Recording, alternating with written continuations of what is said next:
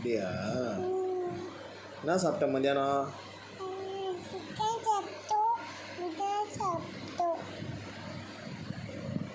அக்கா எங்க?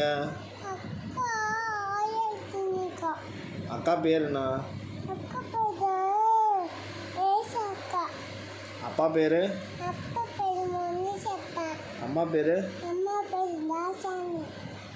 பாட்டி பேர்? சித்தப்பா பேர்? சித்தப்பா பேர்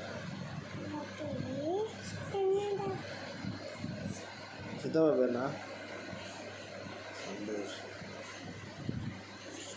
சொல்லு. சித்தப்பா பேர்னா